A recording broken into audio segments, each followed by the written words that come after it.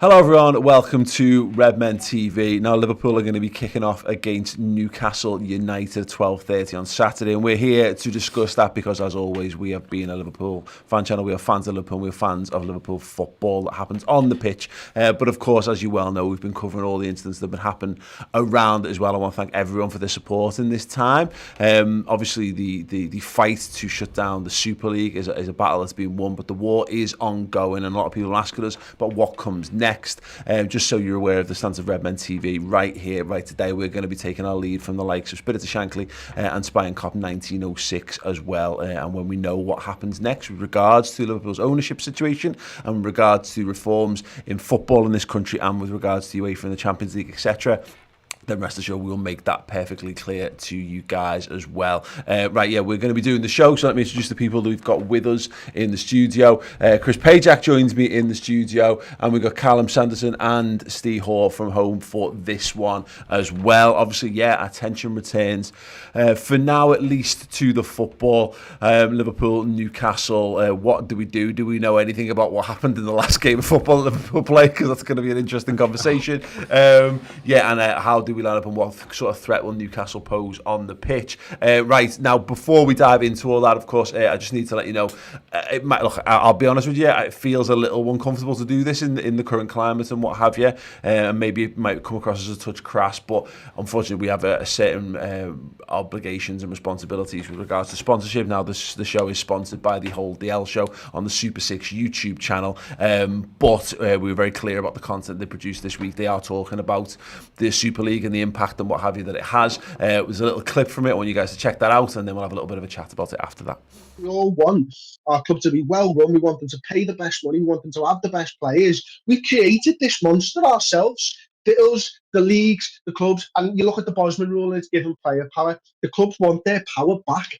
The UEFA have got power. The players have got power. The clubs want it back. This is what they're doing. We don't need UEFA to go, we're the big boys. Look at the media industry right now. You've got Twitter followers being more important than actual journalism. Yes, thank you so much. Yeah, you can check that out on the Hold the show on the Super 6 YouTube channel. The link will be in the description. Please do go over there and leave a comment and some thoughts. It's some interesting topics.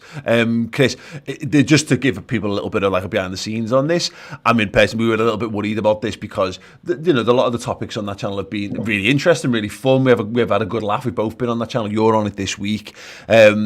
They can be quite light-hearted. There was going to be a more light-hearted topic this week, but they were good enough to change the topic to something that people were more passionate about. Yeah, we wanted behind the scenes. We recorded a light-hearted one and pushed for this one, to be honest with you. So it was nice to be given the platform to be able to air our uncensored views, which was fantastic. So I was obviously on there with Flav and DT, and it was nice to get perspective from two lads who also represent some of those big six clubs. Mm-hmm. And it was a really, really good show, and I'd absolutely recommend going to see it. Now there was raw emotion there because it was literally Monday morning first thing, and I always think raw emotion provides great content. Yeah. And it provides people with genuine views. So I'd 100% recommend it. I just want to say as well, I think what you said before, absolutely brilliant as you introduced the show.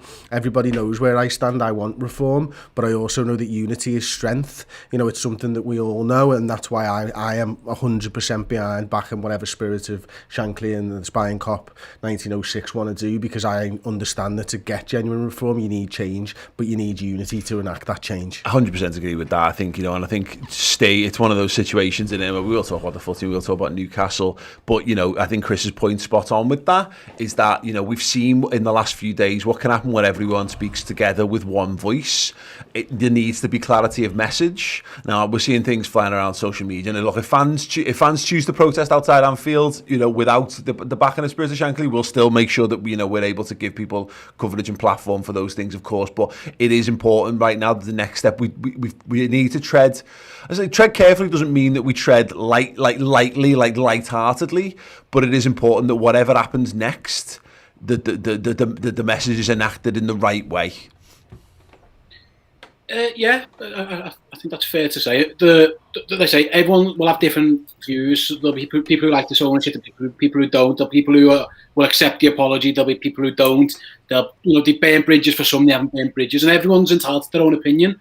And that's the thing, is that, for example, Spirit of Shankly might say something that I disagree with, and that I don't. You know, they might say like we're going to back this or we're not going to back this, and if I don't agree with it, then I think again I'll say that, and I think people will say that. That I think that's the most important thing. Chris is right in that. What we've seen over the last week or two, well, last few days, week, is that when every outlet and cause and people come together on a cause, it can invoke change and it can invoke quick change. Now, it'll be interesting to see where we go. There are plenty of other things wrong with football other than the formation of a Super League. The Super League was like really, really, really bad, but there are still some really, really, really, really bad things happening in this game. You know, the Champions League proposal is a joke. For example, Patrick Bamford brought up, isn't it amazing how we can all protest about this, and yet, there's racism and, people are getting hit in the pocket, so we're all involved, but then, there are other issues. So I think there's like, whatever comes of this, like what I've loved is that you guys have done it with other fan channels. There's been a clear message that all these football fans together can invoke change in roughly less than 48 hours by doing something about it. Yeah. So that's my main takeaway, is that there are things that need sorting and there are things that need to get passed off. I think all the and it will be with unions coming together. Spitter Shankly and the Tottenham version, the Chelsea version, the Arsenal version. If they continue to work together and say, actually, here's the 5 issues we want to focus on, let's get this boxed off as well. I'm quite confident that there are some other things that could be changed. I, for example, think there will be some fan representation on boards across the football pyramid soon, and I think that'll be the first thing that comes out of this. But there are so many issues, and like you say, unity is strength. Chris is absolutely spot on. I just hope that the tribalism went away for 48 hours and we all agreed this is crap. You were talking to Manx and us, Arsenal and Spurs fans. Let's stick that together. You can hate each other on the pitch, off the pitch we can work together. It works so well in Germany, for example. I really, really hope that this is the start of that and more of that. Yeah, I agree. And that's just it, isn't it, really, Callum, is that Steve's dead right. There's a myriad of issues facing football right now, and I think they're right on that. I think it's not about every fan sitting round together holding hands and singing "Kumbaya." You know what I mean? That can't happen because there's just there's too much disparity in a lot of areas. But in terms of like fan organisations coming together, there absolutely should be. And whether that's Spirit of Shankly or it's something bigger than that, I don't know. That's not really for me to decide or what have you. But that's the point. The point remains there is that we need to use this as a platform to group together, so that when we can go about ticking off these issues, because to Steve's point, doesn't end with the Super League. It doesn't end with sorting out UEFA reforms in terms of the Champions League. There's a ton of issues. We've got homophobia, racism, sexism. There's all kinds of different things that just need to, so we can all get back to just focus on our love of the football. Precisely, and I think Steve put it perfectly as well. And I think obviously the ESL and the way it came about was a terrible situation, but I think in every terrible situation, you really find out people's true colours, and you also find out just how strong we are, as not just as fans, but as people in general, and how impactful we can all be. And I think this now has set a precedent and a foundation for all these other issues in football going forward. I think there's been excuses and a lack of ambition to get rid of things like sexism, homophobia, racism. There are no excuses anymore. We've seen how impactful we can be. We've seen what these governing bodies and authorities can do when they really want to invoke change. And now going forward, we actually have to make it happen. We have to put pressure on these governing bodies to not let up. At the moment, we're in the main view right now. We are the ones leading this. It's us as fans who are doing that. Now the onus and the responsibility has to be pushed back onto the governing bodies, and they have to do what they are paid to do. They have to make change at the right time for the right reasons. And I think now we've put the ball back in their court, and they have to show us what they're about now.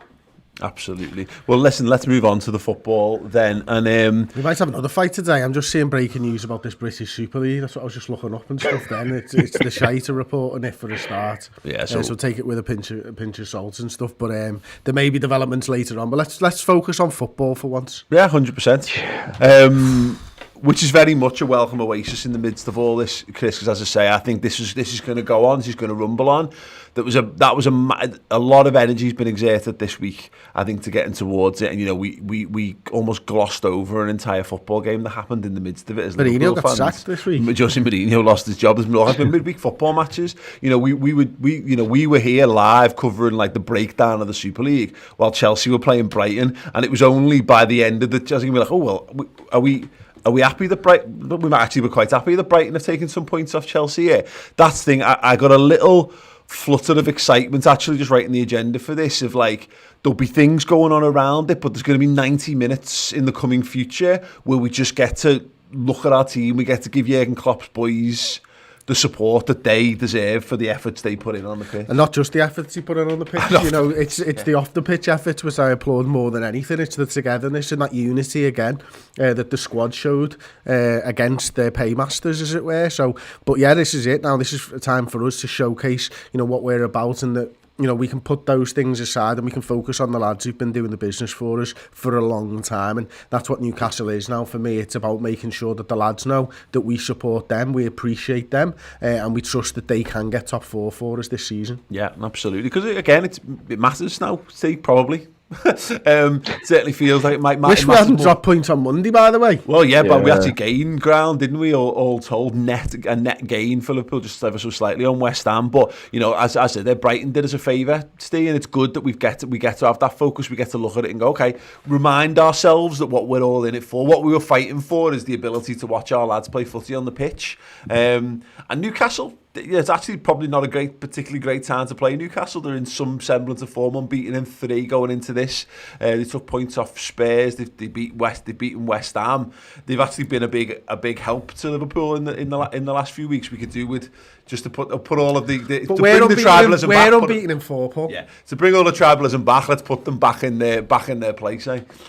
Yeah, and like I say, it kind of glossed over, but like in the race for fourth, Liverpool at the back of it at the minute, because Tottenham went above us with a win last night as well, albeit the next game. But we're at the back of this queue. You know, it's Leicester, Chelsea, West Ham, Spurs, and then us. We're at the back. So yeah, that was it. We need to start winning games. Like, we're probably gonna have to win 5, 6 games. I don't know. It's gonna be a tough one. Like, it's not easy. Newcastle. It's pretty much must win now, isn't it? You know, 6 games to go. You're probably gonna need to win 5 of them, and yeah, this is one. It's a no-brainer. You've got to win it. Like you say, they've come in on the back of good form, albeit, you know, they beat West Ham, who had 10 players for the majority of the game, but still, they still won. They did us a favour. They did a job on Spurs. They beat Burnley, who we all know are amazingly easy to play against as well. So yeah, it's not going to be a good one. And like I say, in the midst of everything that was happening on Monday, everyone kind of just forgot that, like, Liverpool got another centre half injured. Like, he just wasn't there. We just started the game. I was like, all right. I didn't even know the team. I just turned it on. I was like, all right. He's gone. It was some normality in an absolute shit show of a day, though, wasn't it? It was something we could hang on at. So there's our Liverpool. Thank you very much. Centre half injured. Brilliant. Yeah. There's no centre half and everyone missing sitters. It was like being back in the old days of 2 weeks ago. The more things change, the more they stay the same. Yeah, I mean, look, we said Newcastle going to be a threat. Callum Wilson's back. He was back on the bench. He came off the bench for the injured Alan St. Maximin in the week, or last time out for them. It's at Anfield. I don't know what that means. I don't quite know what the atmosphere, you know, I mean, obviously not in terms of there being people in the ground. I don't quite know what it's going to be like outside the ground. At the moment, the time of streaming, we don't quite know whether Brian Klopp will continue with the flags being removed. I suspect they will. So that's obviously a different. I think they came out yesterday, didn't they, and said that the flags are going to be there as a support for the players. Okay, quality. Well, that's good. Yeah, that's good. So yeah, it's going to be a different environment regardless. But yeah, you're hoping that now we need to get back to this world where Anfield becomes a fortress again. Because if we want to finish top 4, this is it now. You know, you can afford to have dropped that point given the circumstances on Monday. But, you know, there needs to be a redoubling of focus for the lads on the pitch here.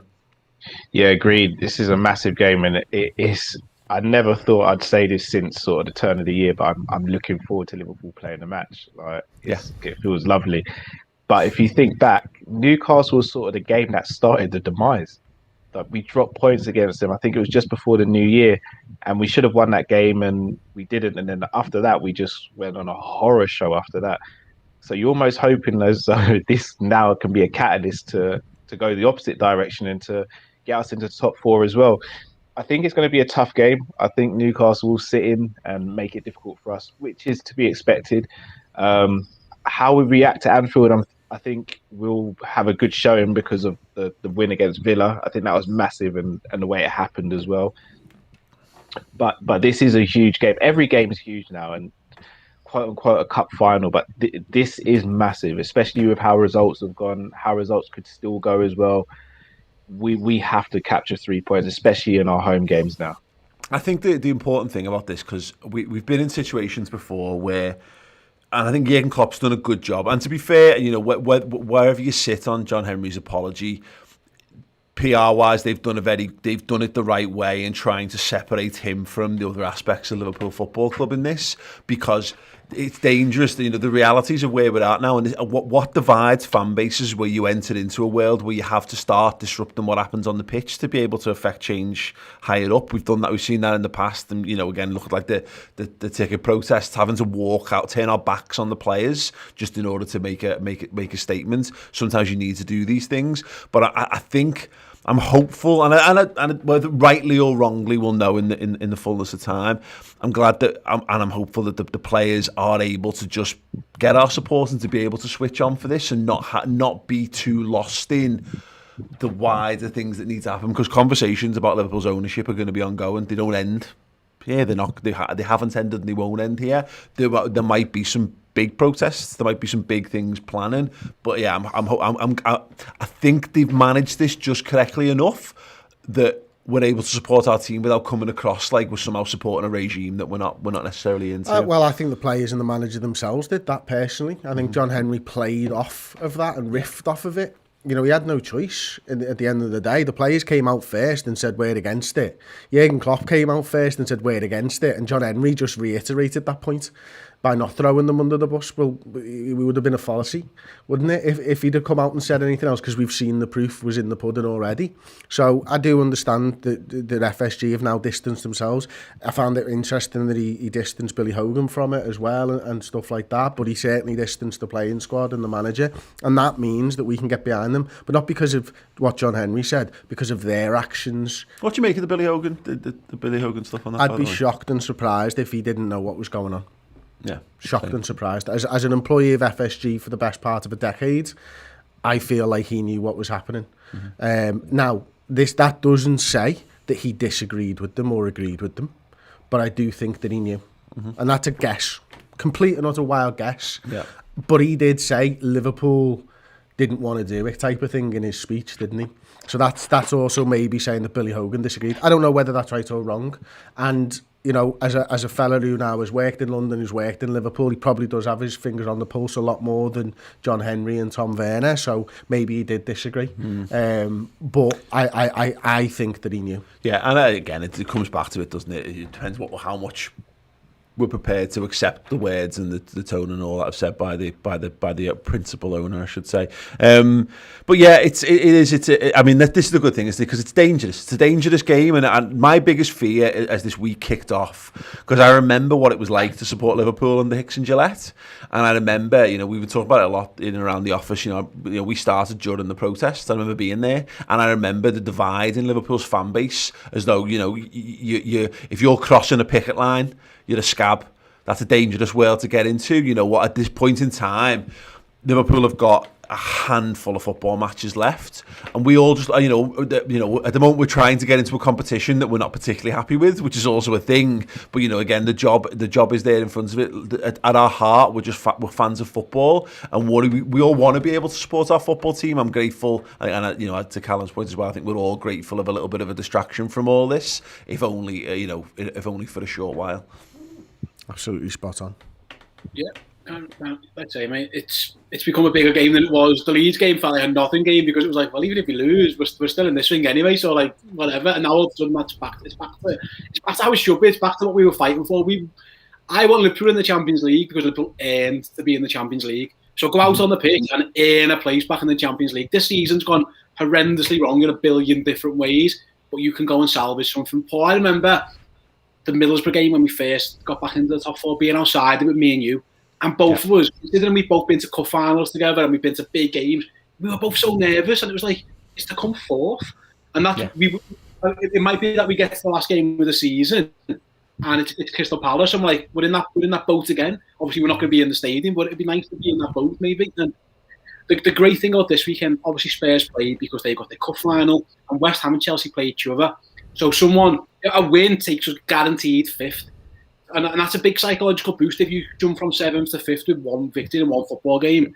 Yeah. You know, regardless of what happens, I mean, hopefully Chelsea and West Ham draw. That'd be nice. But even if the other one wins, we're guaranteed 5th. So and listen, I'm very much aware that 5th in the context of where Liverpool should be isn't great, but we are scrapping to get back into that again. So it's a really big game, and it's a game that is difficult. Our home form isn't brilliant. You know, it took a late goal against Villa to beat them, and we know what was going on before that. So Newcastle are coming in good form with not much pressure on them, and they get players back.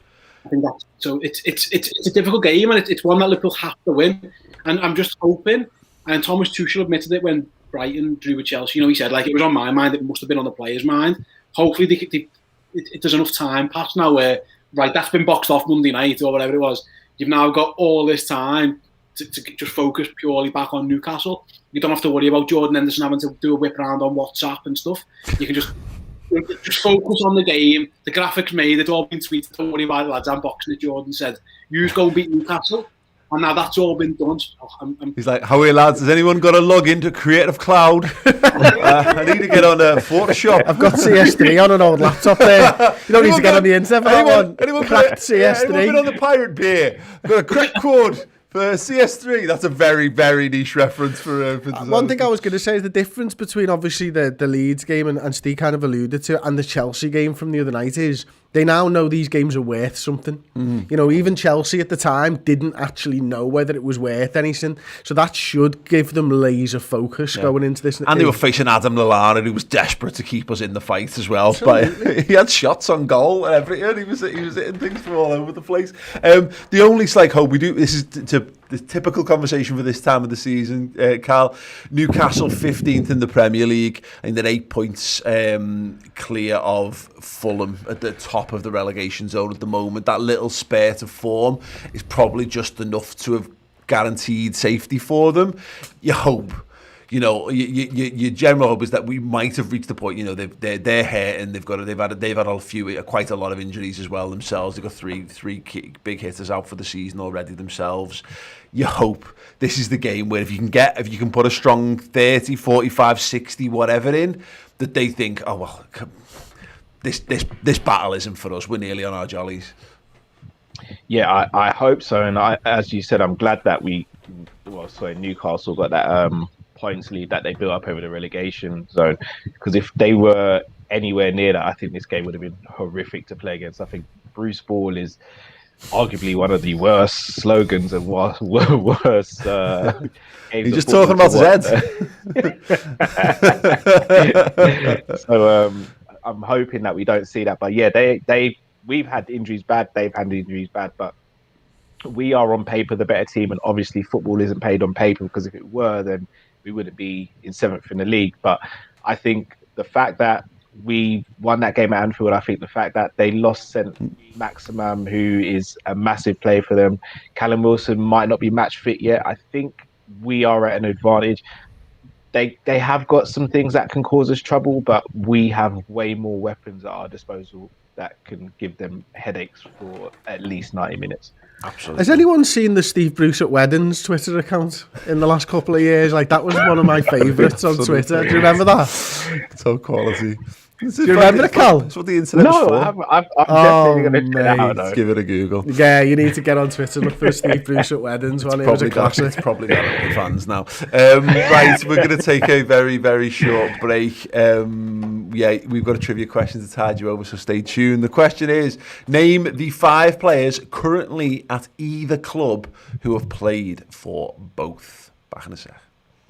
I mean, I think the fans have won the battle, but not yet the war. They'll be back. As you say, venture capitalists, does what it says on the tin. They're here to make money, and they will be back, and they'll keep going until they get their money. The issue for English football is to try and guide them in the right way, to actually say, have the fans on side, and actually then just do it with dialogue, do it with communication, do it with respect. And I mean, I agree with you on the Champions League thing. I mean, I think probably UEFA probably quite enjoyed having 3 days of focus on the Super League plotters and this new thing coming in. But look, everyone's been raising issues with the Swiss model, Swiss system. I don't like it at all. But in a way, that that kind of argument ended the moment it wasn't simply the champions going into the European Cup. So yeah, look, I'm not a fan of that. But if it keeps football together, if it keeps the pyramid in shape, the European pyramid as well as the English domestic pyramid, then that's key, and it's a price to pay. Hello everyone, yes, welcome back. Yes, the full interview that I conducted with Henry Winter is on right now on the YouTube channel as well. So yeah, thank you so for him, of course, for taking the time. Really interesting stuff, talking about how Liverpool's and all the owners involved in the creation of the Super League could have been so stupid as to launch a project that had 12 of the 20 teams announced and had a font that was generated in Windows 95 word art. Like, how does that happen? Well, he's got a few answers on all of that kind of stuff, and we talk a little bit about the future, as you've seen in the clip there. See, I was thinking it was Carell's Raw, but go on. Yeah. Let's go with it. Yeah, it was done in a basic CAD program. Paint. Probably that came on a CD-ROM that was bundled with your desktop power PC. 6 to 12 floppies. yeah, and the words were all taken from Encarta 95. Yeah, definitely. That's how we got our GCSEs. Right, Sal, there's so many people under the age of like. What's Encarta? Basically, it's Wikipedia on CDs. Yeah, it's Wikipedia on a CD-ROM. What's a CD-ROM? Oh my god. Right, Sal. Yes, I just want to say, by the way, as well, in terms of the Henry Winter stuff, we do loads of that sort of stuff on a week-to-week basis, keeping up to date with what's going on in and off the pitch on the redmentv.com. Can we have a one on Steve's head, please, Tom? All right, Steve. Sorry, Steve. Yeah. I just both of this. It was a dynamite view, Steve. Yeah, it's kind of like the one where I look down and it's fine. So anyway, look, we've put most of. We've put the vast majority of everything we've done this week out on YouTube because it was important for that platform. So, we normally do some absolutely amazing content on the redmentv.com, but we wanted to make sure that things went out on YouTube. If you want to support what we do here, and so many people have, and thank you so much for all of you guys who've done that, then please do check out our content over on our Liverpool streaming service, the redmentv.com. Bonus shows from the normal stuff that we do here in the studio, but also in-depth interviews, features, documentaries, and series as well. Right. Whew, the game itself. Oh no, sorry, trivia.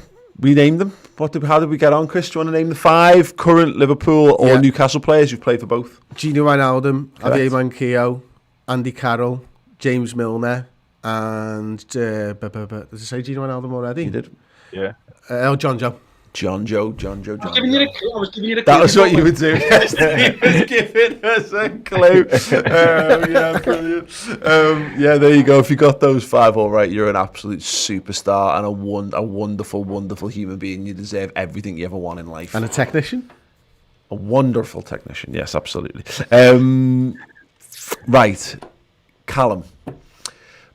The team, it's mad because I was talking to Tom about this off cam about how this game feels a little bit for me like if you ever miss a pre-season game and then you come to talk about the next pre-season game and you realise there's been like story threads and developments and characters and all this kind of stuff that you've missed out on, and it's a bit like that at the moment. I mean, there's obviously a couple of issues. Nat Phillips missing out the game, as Steve mentioned on earlier on, which means there'll be a question of who starts centre half for Liverpool, which is probably a reasonable place to start. Fabinho just dropped straight in against Leeds. Kabak had a good game by all accounts. What are you doing for this one? I think we all want Fabinho in midfield, but at the moment, Ben Davies continues to be a hologram.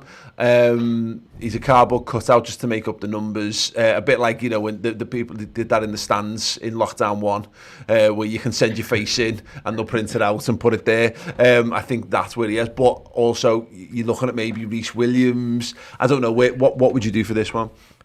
Well, first and foremost, I'd pray that that's fit. But it's looking unlikely.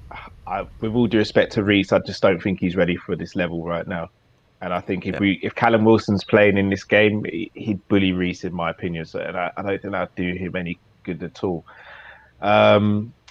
Unfortunately, as you said, Ben Davies is doing his best impersonation of Casper at the moment. So I don't think we're going to see him at all. So it's going to be Kabak and Fabinho, which is a shame because we do need Fabinho in midfield. However, without being disrespectful to Newcastle, you'd expect this is one game where we can survive without Fabinho in midfield, in my opinion.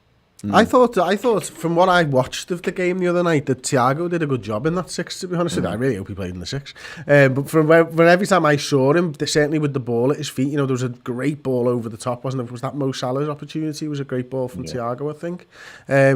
So he looked all right there, to be honest. And I think that's where our strength is at the moment. It is the midfield, and we can probably afford to drop one of them, obviously Fabinho, into the defence. Yeah, we've been here before, haven't we, Steve? This is the problem with all of this, is that there is no solution. That I'm slightly. I mean, look, I'm glad it's. I'm at the risk of leading ourselves down a dangerous path here. We're not playing.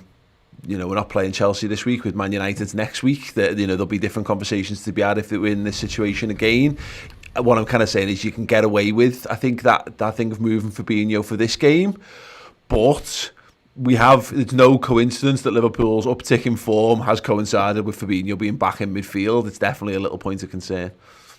Yeah, I'll disagree with the lads. I would, whoever Jurgen Klopp thinks is better out of Williams and Davies, whoever he just thinks is better in training or the better player, I'd pick him.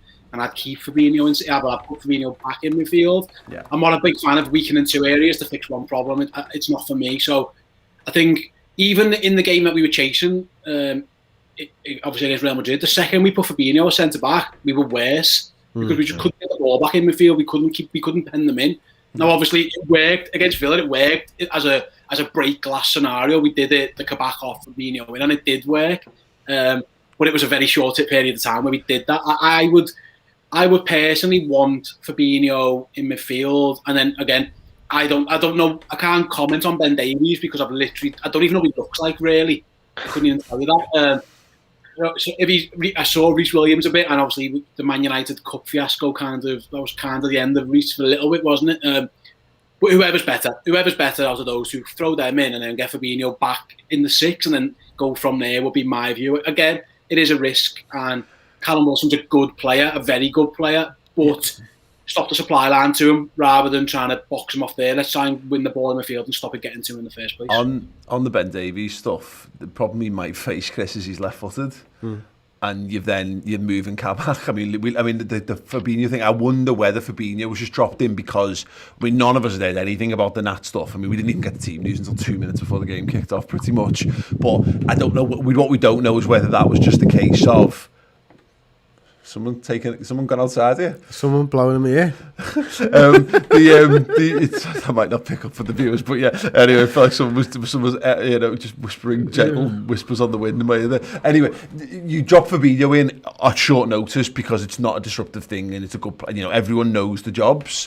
Whereas if you know Nat Phillips is out, you've got a week to prepare something else. So, maybe you do move Kabak to the right side of centre half. Maybe you do bring Davies in, or maybe you've trained Reece up for the week in preparation. Yeah, I take what Steve said, and I can see the merits in what Steve's saying. But for me, I'm looking at my midfield and going, well, I've got Gini, I've got James Milner, who's playing really well at the last couple of weeks, and I've got Thiago there. And if, again, no disrespect to Newcastle here, but that midfield's a good midfield and they should be able to protect the defence. And, we know what Fabinho can do. He's a really good centre-half. Steve points right. He's a better 6 than what we've got available to us.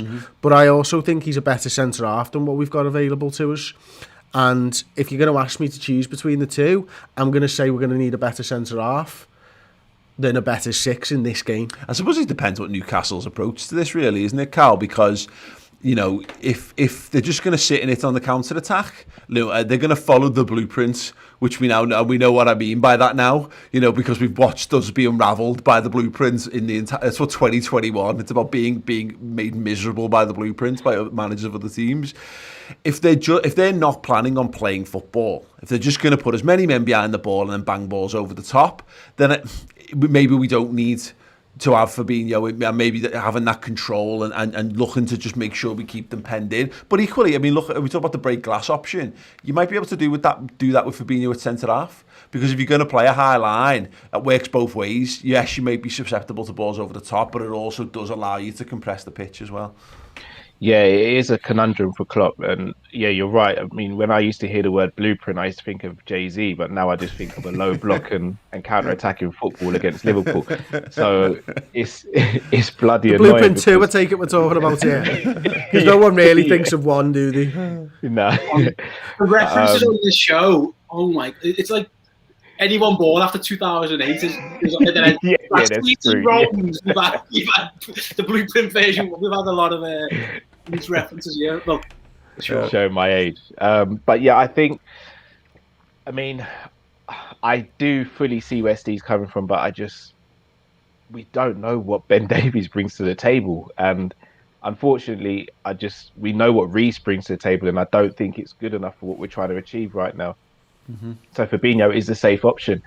Now, granted, I think, as you said, it works both ways. Fabinho's not the quickest, so anything in behind or over the top, we could be susceptible to. However, he is a brilliant ball player, so he could provide an outlet that we wouldn't have from centre-back if one of the others were to play. So I would sort of steer towards playing Fabinho there, but I think Curtis Jones would be a great person to have back for this game. I don't know if he's available because I think he would add something different to our midfield. Obviously, you got Ox and Keita, but neither of them are in good form, and I don't know if they're really in favour at the moment.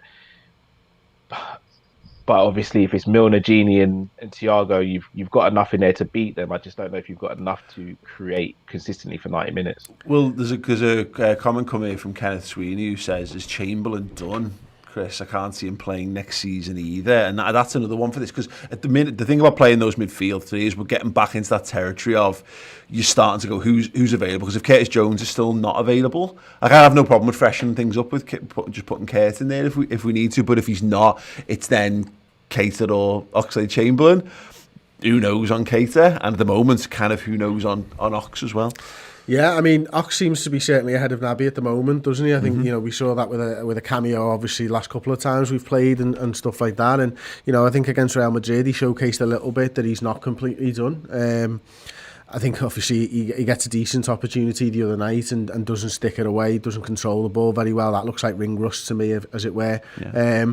He unfortunately needs game time, and when we are so caught up in this race for top four, he's not going to get given the time to be able to, unfortunately, get his fitness and his touch back up. Get all your trustworthy players on the pitch and put your foot to the floor. And that's what it kind of is, isn't it? I mean, I'd love like Curtis Jones to be fit and available for this one. Absolutely love it. I think it's a perfect type of game for him. Again, he can build towards that end of the season, keep that momentum up from earlier on in the year, and really take that into next season.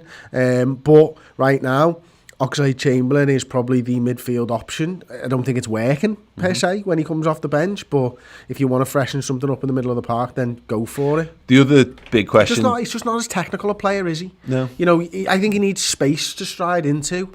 Yeah. That's not what Liverpool are. Liverpool 17-18, perfect. Yeah, he's a great... Alex Oxlade-Chamberlain, perfect. He's brilliant. He's actually got great close control and all that, but you're right, he's not a... He looks at his best when he's in motion. Yeah. I'd rather have a Lallana right now to bring on when teams are sat back, and people might laugh at this, than an Ox. Because I know what he can bring, and I know he can spot a pass, and Shaqiri's good at that as well. He's better than Alex Oxlade-Chamberlain. Alex Oxlade-Chamberlain's amazing, but not for this Liverpool side right now. Steve, Salah defo starts this one, but for whom? Yeah, I was going to say that's the other option that we're not really discussing, that you could just pick all four of them. Yeah, that's the other option. If you're not happy with your three midfield options and you're worried about creativity, you can just play all four of them, and Fabinho goes into a 10 and Jota's up front or whatever. That's one way you're doing it. Salah plays, no question. The Salah plays. What's the point of resting him twice on the run? You're not dropping Mo Salah, so yeah, he's in. Personally, I think we will see Jota miss out.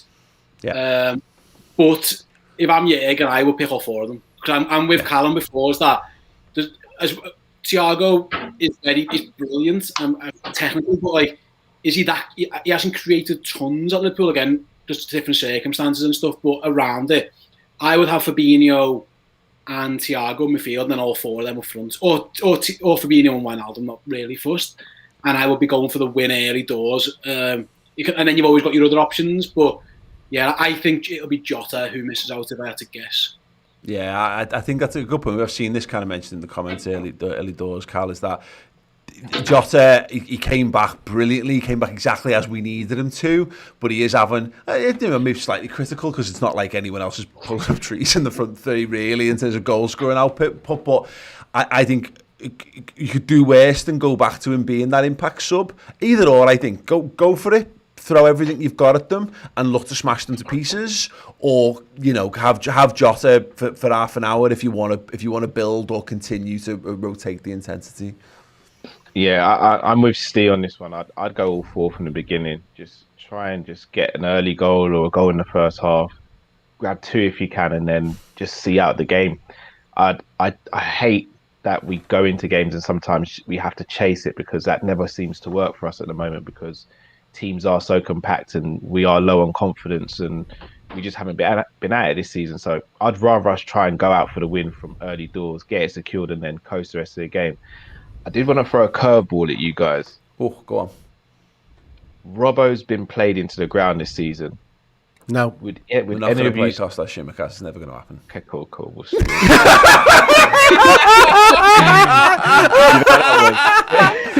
I basically just asked my mum for a PS5 at Christmas.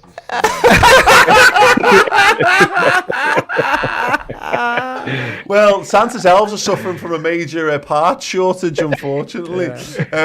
No. I mean, look, I'll be honest, Cal. I have been banging this drum now for 3 weeks, and you've fallen foul of that. I think I agree. I 100% agree that if I thought for a single second that he was he's another one. If he was a player, I don't know why we've not, and it leads you down the path of he must just be crap. But I think he's fallen into the Oxlade-Chamberlain trap, where he needs 5 games. That's the end of the year. Exactly. This and it's not like last season where we played Naby for all 9 of the post restart games, some off the bench or whatever, because you could afford to, and Nico got game time and Curtis got game time because we had 5 subs, and you can do this. That's my hope. And I ultimately don't care whether he succeeds or not. I'd rather he did, because we'd be asked to go and buy someone else when you've already bought someone and they've had a year to integrate.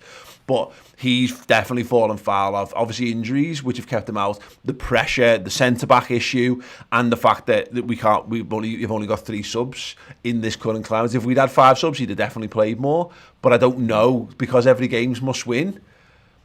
I just can't see when he turns around to Andy Robertson, or Andy Robertson allows him to turn around to him. That's it. I agree as well. Look, I think Andy Robertson does need a break, but also I think he needs pushing through until the end of the year now. You've gone past the point of no return to him. That being said, and this is my hypocrisy coming in, why I don't want Liverpool to go with the front 4 is because of what happens if you get an injury to them and you've pinned your hopes on this is the way that we're going to do it. Mm-hmm. And then you're pushing 3-4 lads who have all had their own struggles this season, every single game between now and the end of the season. And what happens if one of them picks up an injury because they're not getting any breaks? Yeah. Well, the alternative to all this, of course, or putting this kind of together, because Andy Robertson does. And look, we saw Mo Salah rested. We've seen Mane get a bit of a rest. Klopp has been trying to rest his big lads. Trent got a rest before the Champions League game, or was he injured? I think he was rested, wasn't he, when Nico played against Fulham? So he can do. He just hasn't done it with Robertson. But you've got Milner's there, and if you're going to play all 4, then I think that allows you to play Milner left back. And maybe not when you've got Fabinho dropping into centre half, though. But what I mean is, because it lightens your numbers in the midfield, doesn't it? But Milner going there. Yeah, it does. But it just for talking sake, it unlocks the possibility, because you don't need 3 in midfield, which means that at the moment Milner has to start in midfield for me. But if you're only playing 2 in midfield, you can play Gini and Thiago if you have to as a 2. No, I get that, but for me, it's like, well, you've got Gini and Thiago as your 2, but then you've changed half of your defence. Oh yeah. So I'd rather have 3 in front of them than 2, if that makes sense. Oh yeah, definitely. Go on. As much as it's a great conversation, I can guarantee you, if he's fit, Robertson plays all 6 games. 90 minutes. It's happening. No, he's going to get his occasional sub. That's where he comes. The only rest Robertson's getting is that Milner gets shifted to left back with 10-15 minutes to go thing, which is the only thing we've seen really so far, isn't it? But interesting. I think there's a few more talking points around there, and feel free to let us know what they are, and we'll pick up with this ahead of the game at the weekend, of course. Just looking around the fixtures, obviously we're live now on Thursday, Thursday morning. Leicester face West Brom Brom tonight.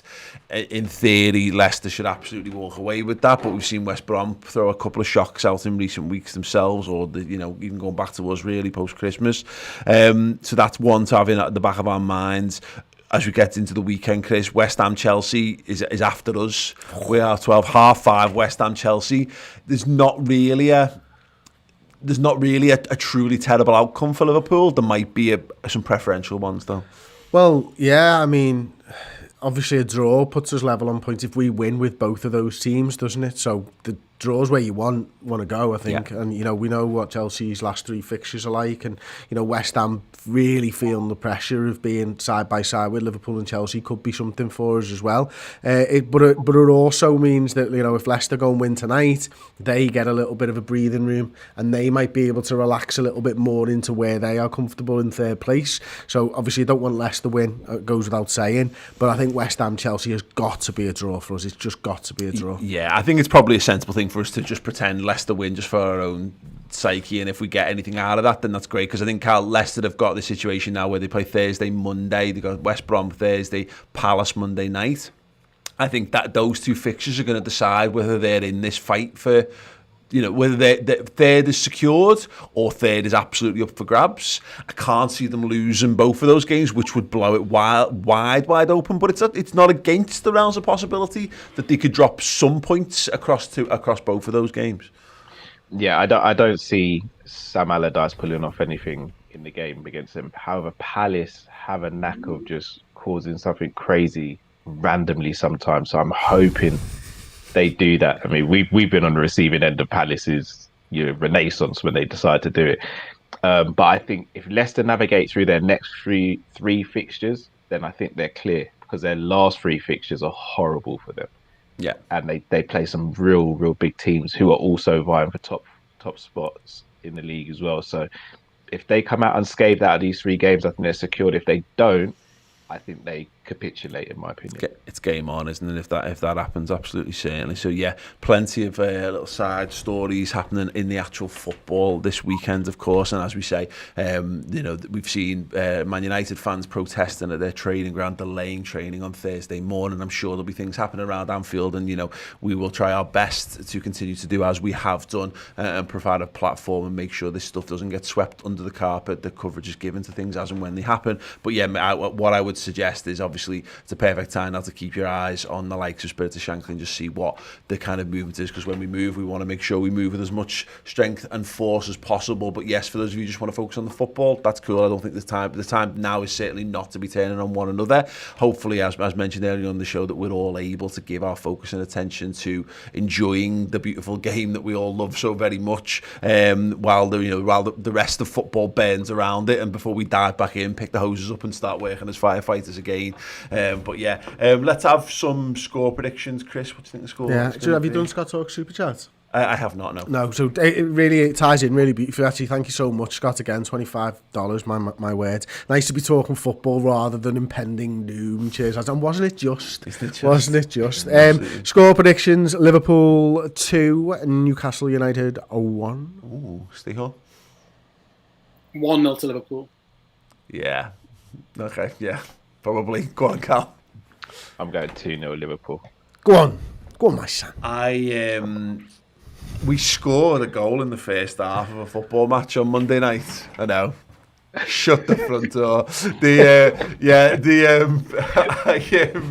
I'm hoping this is like a big moment in our season for this. Yeah, I know. Liverpool 5, Newcastle United 0. Fuck off. I love you, Paul. I love you so much. There it is. Fucking deluded. Let me know your score predictions, everyone, in the comments section. We've had a 9-0 from Mohit Kumar. Why not? But look, we live in optimism. Rose AT, Machin's late nights have been catching up with him. Yeah, absolutely. This is the game where they all go in. That's what I'm saying. And this is the perfect time. The reason why, whether it'll happen, I think it will be 1-0 to be honest. But I'm happy. I've got vibes on 5. I would never put any money on it, by the way. So do not take that as anything from me. as far as perfect timing goes with Chelsea, West Ham, and depending how Leicester goes, if you can just go, oh, Liverpool might be faltering, they've got all these problems. That's my focus. If I'm Jurgen Klopp, I'm going, right, let's go out and do something here. All the players should be fired up. They should be pumped up for this. They've got a point to prove. They've got to prove that they're not affected, and they've got to prove that they've got something to earn. So let's hope that Newcastle feel the full force of all of that. Score predictions, team selections in the comments section underneath. Do check out the interview with Henry Winter. It is available for free right now on the YouTube channel, so much appreciated and all that. Thank you for the comments, thank you for the super chats, thank you for the likes, and thank you for the guys for joining us on the show today as well. As I said, I don't quite know what's going to be going on Saturday around the game. There will be a watch along commentary as normal, and obviously we're going to sort of take our lead from other people and see what goes on with regards to things that happen pre-game and protests and all that. But yeah, stay tuned to our Twitter at the Redmen TV for more updates and information on all that.